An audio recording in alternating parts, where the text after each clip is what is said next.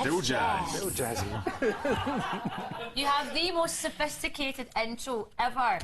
Colin Kelly gadgets, Pete the Gardener. You should hear the stings the rest of them have got. Rubbish. Compared to you. Class act. It's pretty classy, isn't it? Thank you so much, everyone. You feel so special, don't you? I do. And listen, it's going to be a special week too because we've got not just wine, but chocolate. Were you trying to muscle in on Sue Lawrence's territory? I'm trying to take over everyone's Take over spots. cooking as well. There's going to be a couple of plant pots next and a few gadgets just skanking up and down. That'll be it.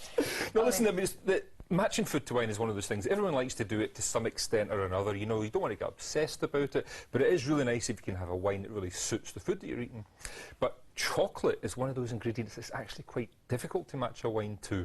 Why is that? Just because it's so rich? It's the richness, Stephen. There's a lot of sweetness, so you sometimes need a sweet wine that's even sweeter than the chocolate so you can taste the wine. And it can be very bitter as well, but also it kind of consumes your palate, chocolate, because it's so strong. That's really the big thing. It's the texture of it. It kind of coats your mouth and it's quite a strong flavour. So it needs a wine with a lot of real personality as well. So acidity to cut through the chocolatey flavours, sweetness to match with the chocolate, and a bit of oomph to actually get through the texture of the chocolate. And we're not just talking about, you know, bars of chocolate, because not many people would sit down and eat a bar of chocolate and drink a glass of wine. Well, maybe they would. We're talking about chocolate puddings tonight, chocolate desserts, all that kind of thing. Exactly. That's really what it's about. If you're making a really nice chocolate dessert to end the meal, it's sometimes quite nice to have a dessert wine, but a lot of them just don't work with chocolate. So we're trying to find three tonight, or three wines that I think are going to do the job. Okay, Right, let's get tasting. Okay, well listen, we're starting off with one. I've got some chocolate for you, by the way. Oh, thank There's you. a little pot. This is a really... With these chocolates, you're really spoiling it. It's the ambassador's party.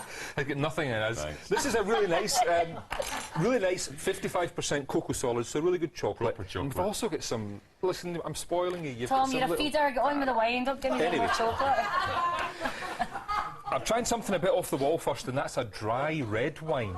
I've got this theory that because the wine's quite big and chocolatey itself, it might be quite nice with a wee nibble of that dark chocolate. So have a Stop try. trying to get me to eat. This is Okay, drinking this time, is the not eating Mycas time. de Limerick Syrah 2008. It's from Chile, and it's £8.99 in the cooperative at the moment. So if you have a little taste of it on its own, loads of fruit there, loads of kind of blackberry, chocolate. Bizarre. Well, it's not a bit bizarre. I mean, it's big and it's quite sweet, the fruit. Damson-y as well, isn't it? Damson's great call, Stephen. I mean, it's really a big, chocolatey, rich what do we wine. do now? Take Have a little sip of the wine, have a little nibble of the chocolate, and see if you think... This is your dream item, Michelle, actually, isn't it? I've just Not the realised cheese. that. Not with chocolate, If there was a cheese. bit more cheese. Okay. I think that works really quite well. It totally changes it. Doesn't it? It makes the wine much softer. It makes it I just quite got a a big rich, dollop in deep... Yeah, stir it in. About. That works. It does That works work. very You know, well, and very, it's a very dry well. red wine, but it works really well.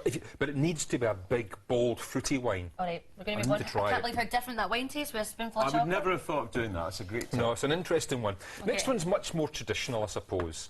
The next one is the Campbell's Rutherglen Muscat. This is your favourite, isn't it? I have at Christmas Day, I always have a bottle of this for the Christmas pudding, and it's great with that. Brilliant with Christmas pudding, brilliant with clouty dumpling, brilliant with fruit cake, those kind of things, because those are the flavours that are in it. It's about 10 to 11 pounds in odd bins and in Waitrose. And if you try it on its own again, That tastes more like a liqueur to me or something. well, it is fortified, so it's strong, but it's like liquidised sultanas and raisins. Yeah. You know, it's just Do you absolutely not think it's like Christmas in a glass? beautiful, sweet Really, really is. spices. Try it with the chocolate now. Come on, another spoonful. Oh, I if can we have feel to. the calories If we have just to. going on these hips.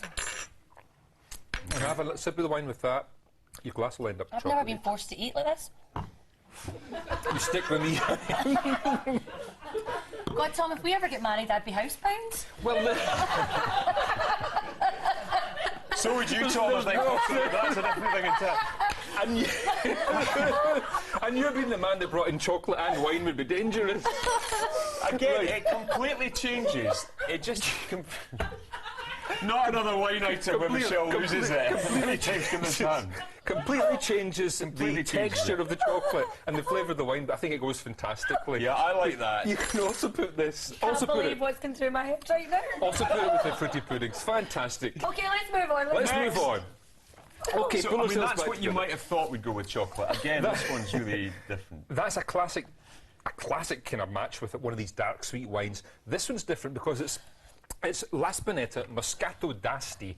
It's a light, sweet, frothy wine from the north of Italy, made from the Muscat grape. It's £11 from Woodwinters. They've got shops in Bridge of Allen in Edinburgh. Have a sip of it. It's a delightful kind of wine. You know, it's lovely and fresh, like fresh pear juice and peach juice, a little bit of sparkle. But now have a spoonful of chocolate. Okay, all right. It's the combination. Okay. Another? You have to, Michelle. It's the combination of the bubbles and the chocolate and the sweetness, and it makes it a really kind of sumptuous thing in the mouth. Do you know, I think that's the best combination of the three. I think it's a brilliant combination. It's an underestimated combination. And these light wines, most people think of them as going to like fruit desserts, you know, something like a lemon tart or a pavlova or something like that. But with the chocolate, and that's 6%.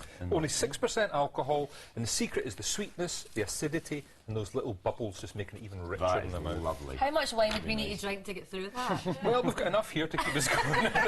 So, what would you, from the three, what would be your favourite, Michelle? What do you think? I think I prefer the first one with the chocolate, actually. Oh, isn't that? You like that one? Yeah. I think I'll go for my fourth, Charlotte, since I'm on a roll with this chocolate at the moment. I like the second one, but the third one was the big surprise for me, actually. I wouldn't have thought that would work, but it did. It was brilliant. Brilliant. And because it's only 6%, if you're having it at the end of the meal, it's quite a light way to finish the meal, you know, even though you've got chocolate in the dessert. So I think it's a great choice. Now, sadly, you're not with us next week again. No, not sadly. Great for me. I can't afford to put on any more weight. I know. You're back in a week's time. I'll be back in a fortnight's time. Great, Yeah, Tom. back then. I'll be on a diet till then. Can't wait.